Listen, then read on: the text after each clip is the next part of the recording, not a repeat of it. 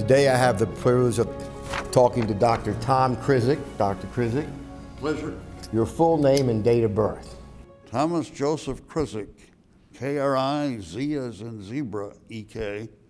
Born in Milwaukee, Wisconsin, December 1st, 1932, which makes me a little over 82 years old. Fantastic. Your parents' names? My mother's name was Elizabeth Flynn. She was an Irishman. My grandfather was an Irish cop who walked the beat in Milwaukee. My father was Chester Krizek, known as Chet. He was an attorney for the Wisconsin Bell Telephone Company, as was his father before him. So I broke a string by not going into the law. Subsequently, many years later, I married Claudette, who is a lawyer. So. Okay, good. So you have legal advice whenever you need it. Hopefully you don't need it very much. How many children, grandchildren, or great-grandchildren? We have 5 children between us, and we have 6 grandchildren. 3 of the grandchildren are international, 2 of them from Russia, 1 from Guatemala. Our 5 children are scattered around the country, 1 in Portland, Oregon, 1 in Washington, D.C., who works for the Commerce Department and has recently completed his tour in the Moscow embassy in Russia and is now going to Hanoi.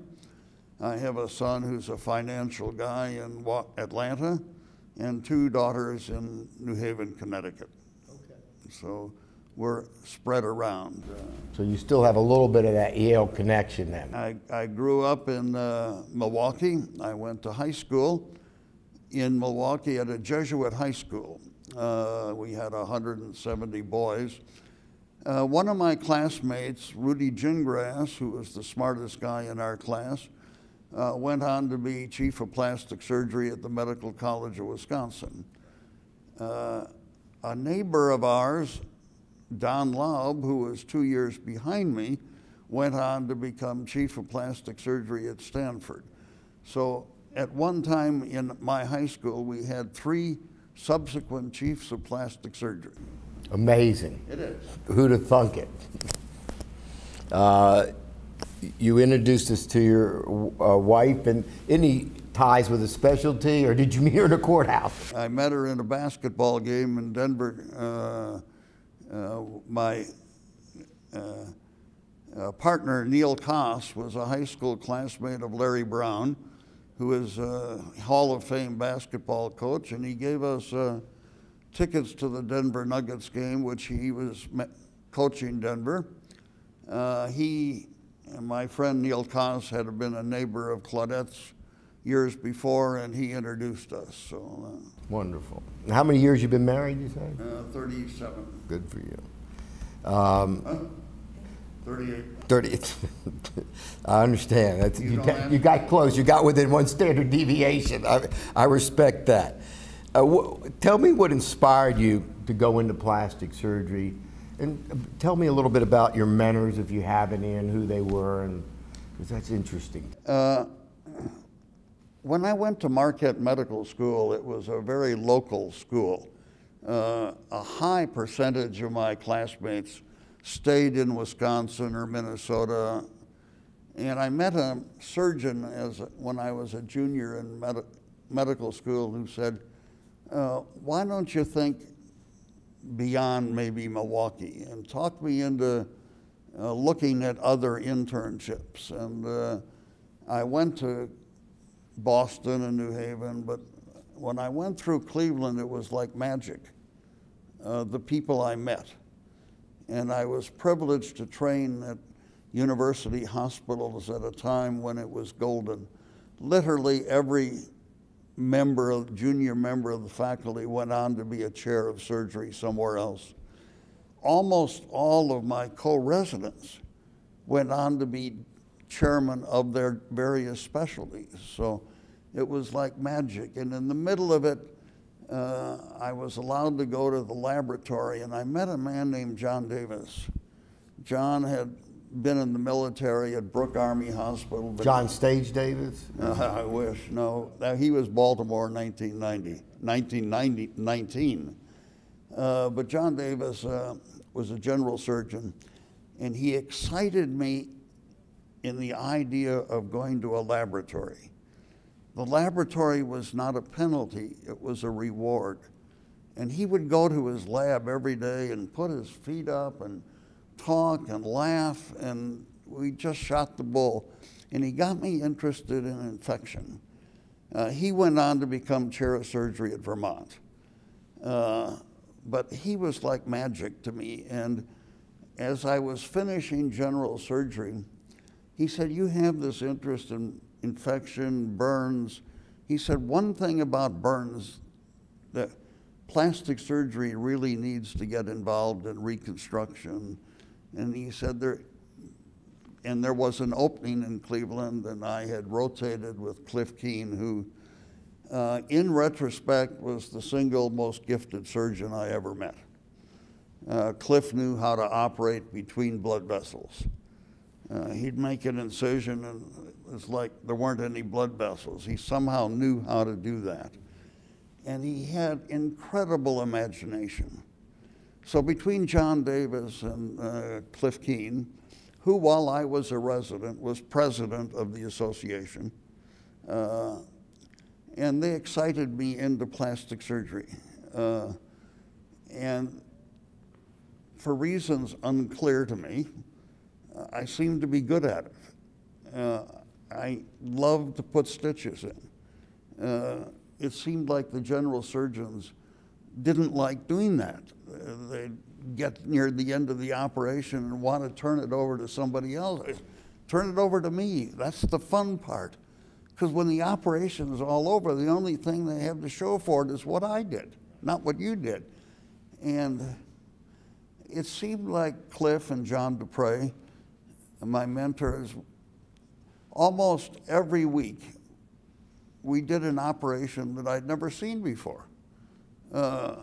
Plastic surgery was just full of excitement, and obviously I never regret a moment of it, but it was by accident. I did not grow up saying, "Oh, I want to be a plastic surgeon." No, I grew up saying, "I don't want to be a lawyer."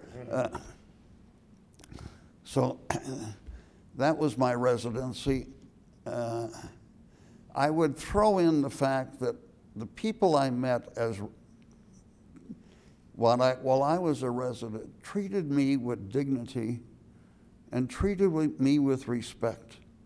Through the entire residency, I don't recall ever being made fun of, being embarrassed in a conference. It was only when I went to other institutions that I found out people weren't all like that.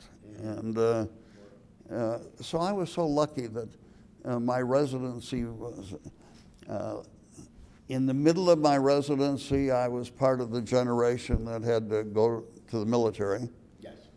I was privileged beyond belief to spend my time with the United States Marine Corps. I was a naval officer, but I was with the Marines, and I have such incredible respect for the Marines and their dedication to keeping us free. And my son was a Marine, and they're tough. Once a you don't Marine, have to always explain a that to Marine. me. When I meet a Marine, I know what he's been through. So then I finished my, you want me to go on? Yes. I finished my residency and I didn't have a job. I was being recruited by Lester Kramer, who was at Temple. And at the last minute, they ran out of money. And he calls me and says, "You know, I don't have any money. I can't hire you. You know, what am I going to do?" You know, and I get a call from Milt Edgerton. And he said, "You know, maybe you'd like to come to Hopkins." I don't know whether that would compare with Temple. But he recruited me to Hopkins, and it was just magic. I got to develop the program at Baltimore City Hospital. He made it part of the Hopkins. I managed to raise some money, and I was able to follow through on my interest in burns, and I built the burn unit at Baltimore City, which is now the Maryland Regional Burn Center. So I got to go on into the burns. I met a young man who was going to be a urology resident at Hopkins.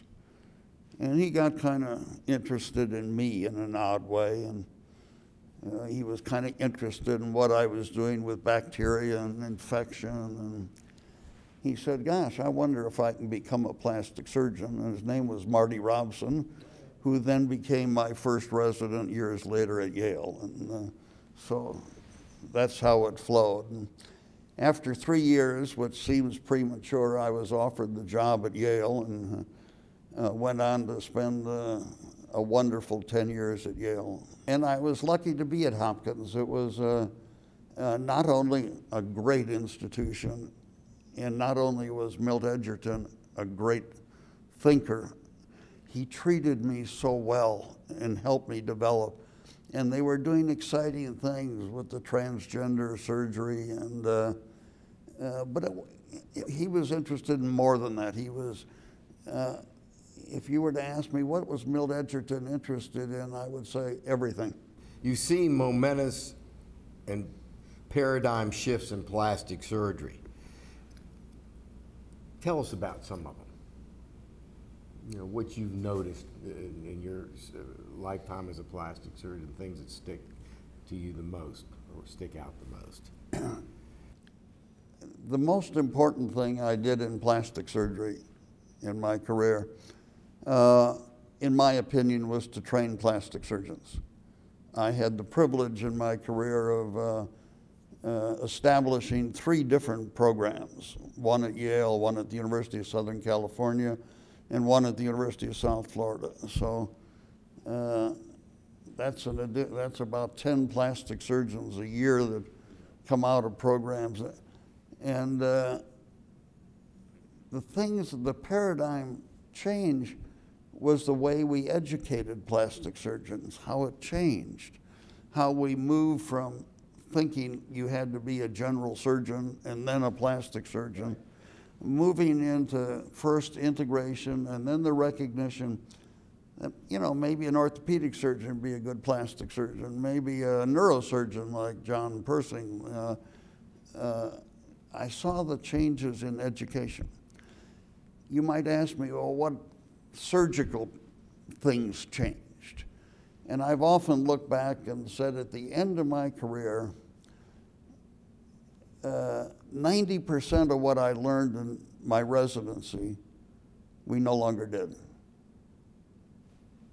Literally, by the end of my training, I took care of burns so differently from what we did in the 1960s.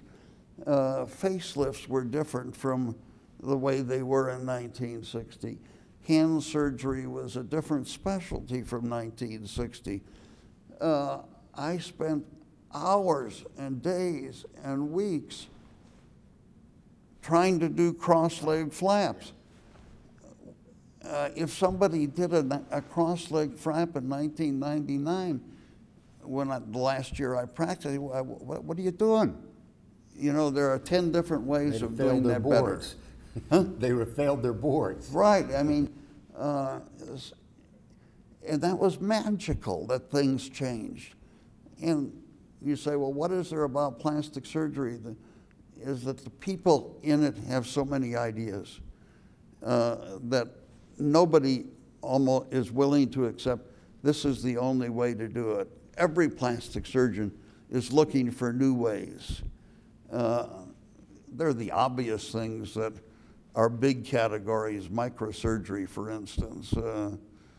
Alexis Carrel in 1911 won the Nobel Prize for doing microvascular surgery. I had the privilege of working in the laboratory in Cleveland, and we were trying to figure out ways to preserve flaps on artificial circulation. And Tasaburo Tani, who and I were working together, Taz went back to Tokyo. He's now dead. But we said, why are we trying to hook it up to a machine? Why don't we just move it? And so we took this flap on a dog and put it in the neck and said, isn't that interesting? You know, we did a few more. And people said, wow, that's really kind of interesting. And it turned out it was the first transplant of composite tissue. Julia Terzis wrote the history of microsurgery, and I managed to make it into chapter 1 for having done that. And maybe that's why Milt noticed me or whatever. I got to present that work at the Association of Plastic Surgeons. The man who followed me on the program was Yasser Kewitz, who then became a great colleague and co-author of the book we wrote. And the man who was presiding at the session was Joseph Murray, a Nobel laureate. So my little transfer of tissue in a dog, people noticed. And, every journey starts with a step, doesn't it? You bet. The first one. So, let me put it this way. Nobody did it before you, did they? So, in our literature. Alexis Carrel came close, but nobody else that I know of. And of course, it opened the door. And you know, Harry Bunke did it better and faster, and deserved all the praise that he got. And curiously, that focus on microsurgery didn't stay with me. I was kind of more interested in other things. And, I'm going to combine two questions, and you probably answered some with your contribution, but what is the greatest innovation in our specialty, and what's the greatest mistake we've made as a specialty? Can you combine those two?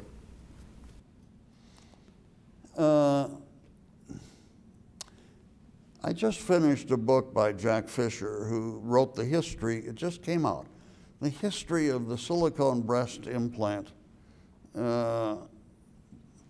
issue of the 70s, 80s, and 90s. I had the fortune, I don't know if it's good fortune or bad, to serve on the FDA panel that was investigating breast implants. Young plastic surgeons don't probably remember what was going on when trial lawyers got hold of the idea that breast implants cause cancer, cause immunologic disease, cause this and that, and literally billions of dollars were spent. Thousands of plastic surgeons' hours were spent addressing, trying to defend, are they safe, are they not, at a time when it never kind of occurred to us as a specialty that they weren't safe. Our experience was that they're safe. Our experience was that women were happy. Our experience was some get infected, of course, but other operations have infection. And we were totally unprepared as a specialty for what hit us. And literally every plastic surgeon in the country was affected. Even those who didn't do breast implants were affected. Our meetings, national meetings, devoted hours and hours. Respected plastic surgeons, Tom Cronin, others, were vilified in the press, and it hurt our specialty because for almost 20 years, a generation of people thought plastic surgeons, they do breast implants, almost forgetting that we had Bill Littler and that we have hand surgeons and that we have cancer surgeons, and that was the worst thing I think that happened. I was immune from it in a way because I was on the FDA panel. I was one of the scientific experts, and I was at that time at the University of Chicago. I had the privilege in my career of becoming chairman of the Department of Surgery at the University of Chicago and the dean of the school. And somebody said, well, this guy must know something. And so all of a sudden I'm in the FDA panel, and I had a bird's eye view of it. And, what's been your greatest professional disappointment and your greatest joy? Let me begin with my joy. I've trained somewhere between 60 and 70 plastic surgeons. At least 15 or so became chairman of plastic surgery. I was involved in building 3 plastic surgery programs and revitalizing the ones at Columbia and the University of Chicago. So some people, you know, almost say, you know, you can't hold a job. I keep moving. But every time we moved, we had a new challenge and something new and exciting. I was a kid from Milwaukee who went to Marquette, which other than basketball, people didn't think of us as a great medical school. And I had the privilege of being chairman at Yale, Columbia, to have a faculty degree at Hopkins, to become dean at the University of Chicago. Wow, I'm pretty damn lucky. As I wrote to people, as I managed to come here to this meeting, even though Claudette and I are dealing with, I have recurrent prostate cancer. And yet I sit here kind of like Lou Gehrig saying, you know, I'm the luckiest man alive to have had this experience. My disappointment was the intense effort Marty Robson and I spent in studying an approach to wound healing, an approach to antibiotics, and nobody listened. We wrote a paper on the use of antibiotics in the 60s. We did the same study in the 70s. We did the same studies in the 80s, and we did the same studies in the 90s on the use of antibiotics and whether it made sense. Prophylactically. And every year the use of the antibiotics went up, even though the reason for using them went down. And we thought, gosh, this doesn't make any sense. And I'm not the first one in science to have his work sort of ignored, and yet our work on infection has been accepted in every burn unit in the country. So we are disappointed at that.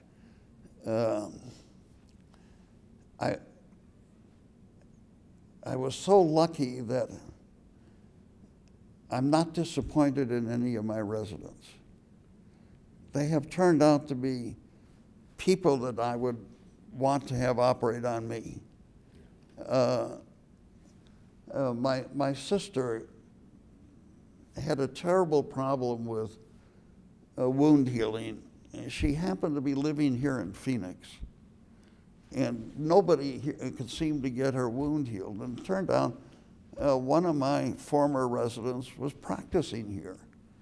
And we called him, and he came in, and her wounds are all healed. And I said, wow, how lucky could I be that I've had people around in different places that I can pick up the phone and be proud to have them take care of my sister. Wonderful. That's wonderful. That's great. Okay, tell me this. Who do you admire most, professional or personal? My wife. Okay. Gee, what took you so long to answer that? My wife's was an attorney. She was one of the attorneys at the University of Chicago hospitals when we were there. We moved to Florida, and both of us recognized that we were heading into the time when we could no longer really practice. And she went back to school, took on an entire different career, became a psychoanalyst, and has practiced for another dozen years. And to be married to first a lawyer and then an analyst, it helps get your mind squared away. And I was her first patient. You had 2 in-house helpers, Right. legal or otherwise. Okay, I'd like to know this, your words of wisdom for present and future generations of plastic surgeons.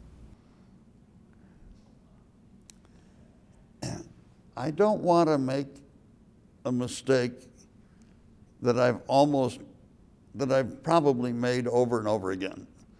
But Cliff Keene, who was my mentor, he was trained as a dentist. He became a plastic surgeon when he spent time with Sir Harold Gillies after World War II. He was the last living plastic surgeon from the Battle of the Bulge. He was a great man. He said to me, Tom, plastic surgery for you is not going to be what it was for me. It's going to change. And I tried to tell all my residents the same thing. It's not going to be for you what it was for me. I look around with I look at the meeting here, I look what's on the program. That's not the plastic surgery that I did, but the plastic surgeons are. Yes. So that's the exciting thing. I don't know what they're going to find. I spent hours putting a dumb little flap on a dog, and I moved it, took it from his abdomen, I put it on his neck.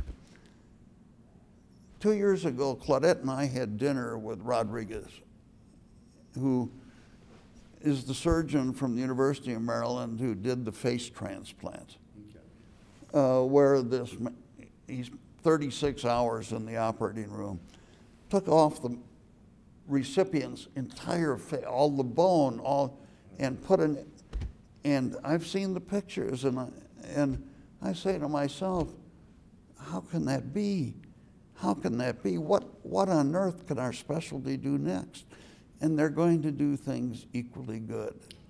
And I'm not going to be here to see it, and I don't know what it's going to be. How would I, you don't know where you find. That day that made me want to transplant that flap, it just happened that day. It didn't happen as a result of writing a long protocol on how. Right. Plastic surgeons see things in the operating room that they want to solve the problem.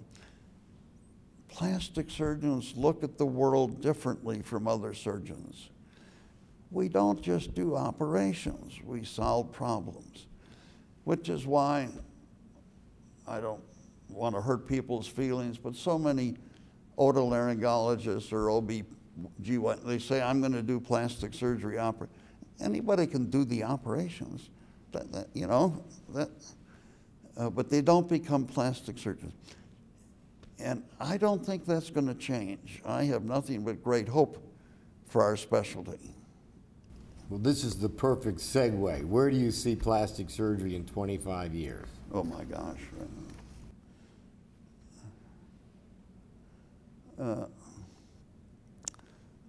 I retired from plastic surgery in 1999. It's been 15 years, 16 years. I was lucky to be able to one day say, the time has come. I was privileged to be in an academic situation where I had all sorts of guys around me, could take care of my burn pain, and I was able to walk away. And I had a second career, by the way, which I'll tell you about if you want. No, I'm going to ask you that about retirement, so that's my last question, so perfect. I don't know, it's arrogant for me to think that I would know where we're going to go next. I think the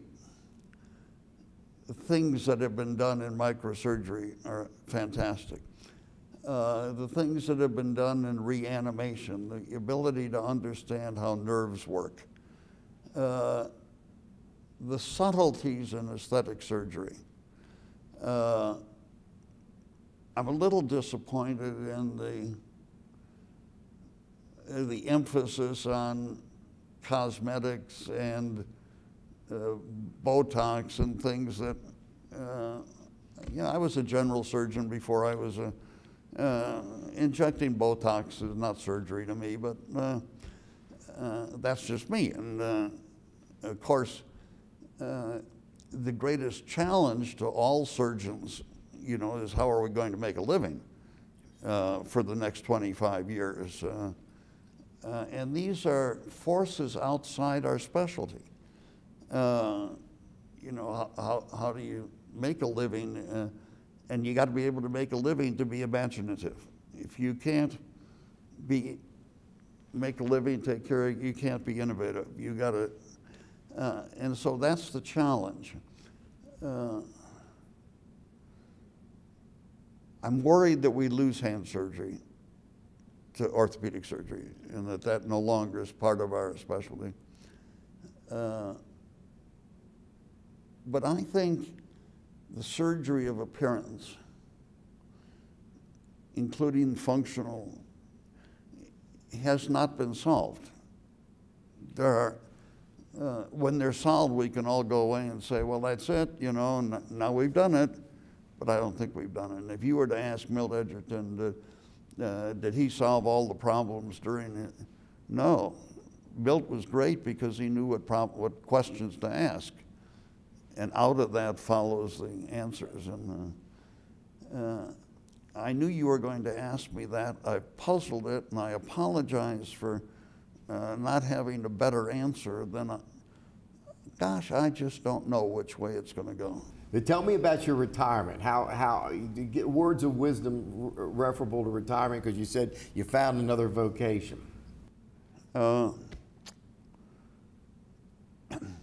People still call me and say, I'm nearing retirement, what should I do? And I said, it's too late, you know, you need to plan sooner. And when I went to South Florida, they had a deal that if you were on the faculty, you could take classes for nothing. So I'd go off and take classes, and I found by 1999, I'd accumulated almost 40 classes, 40 hours towards my master's degree, which was in religious studies. And I am in a state university, University of South Florida. I am not in a religious school. I am learning religion almost from a secular point of view. It's the broad aspects of religion. And I got a master's degree, and the day I stopped surgery, I had a job in the Department of Philosophy and Religious Studies at South Florida. And I developed a class, and I walked in, and there were 75 students. And I realized, my God, my one tray of slides isn't going to work. That's going to get me through the first hour, but I got to get through 3 hours.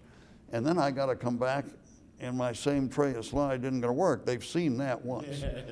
So I had to develop a course to go through. It's like I had to teach the entire specialty of surgery. But I didn't when I was in medical school. They'd change the students, but when I got into religious studies, they didn't change the students. I had to, I've had an immense interest in sport. My dad was a great athlete. I love sport.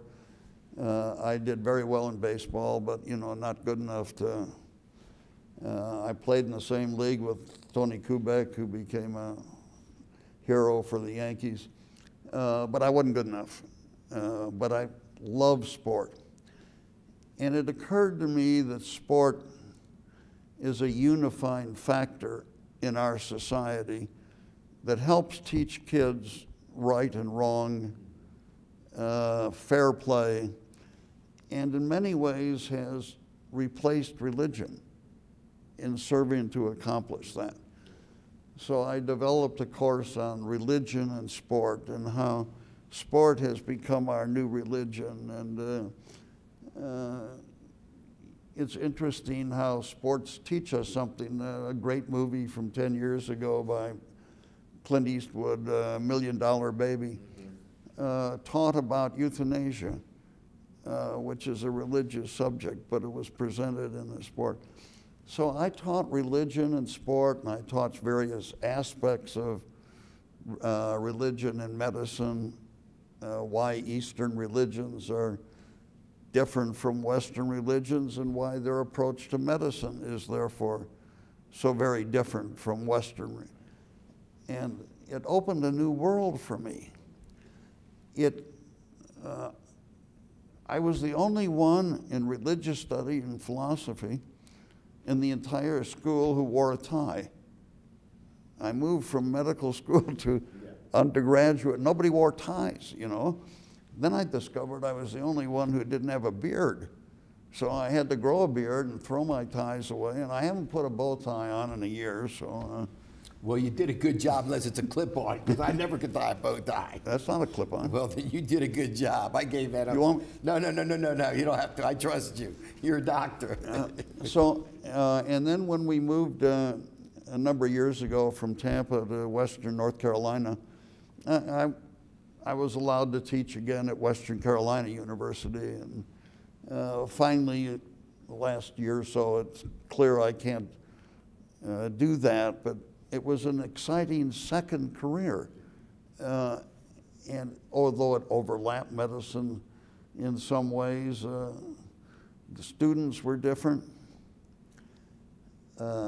very different students. You know, when you go to medical school, you're looking at the top 10th of 1%. As Norm Knorr used to say, maybe it wasn't Norm Knorr, it may have been Earl Peacock, that the top 10% of all medical schools are the same. The students are. They're all great. Yes. It's the bottom 10% that make a difference. And that's certainly true in undergraduates. But everybody says, oh, my God, the world's going to hell in a handbag. And when I got to, been teaching undergraduates, they're bright, they're interested, they're exciting, and just like I'm excited about the future of plastic, I'm excited about the future of our kids. I am not the least bit cynical about them. They were wonderful to me, they're smart, they're interested. I want to thank you so much. It's been such a privilege to talk to you and to find out, you know, about you and what you did. And one of the things to finish up with is that when lecturing, when talking, I've always tried to find some humor, even with my tumor, you know. And one thing I always tried to do in a lecture was to always find something that would make people smile. And I have a little story what happened to me at Yale that I'd like to share with you. I don't know whether it was Steve Arion or Marty or somebody called me down to the emergency room and said, Dr. Krizek, we have this poor guy, he burned both his ears. And I said, my goodness, how on earth could he burn? So I went down and I said, how on earth did you burn both your ears? And he said, well, he said, you wouldn't believe it. He said, I was standing there pressing my pants and the phone rang. And he said, without thinking, I picked up the iron and I said, oh my God. I said, that's terrible, but how did you burn the other ear? And he said, son of a bitch called back.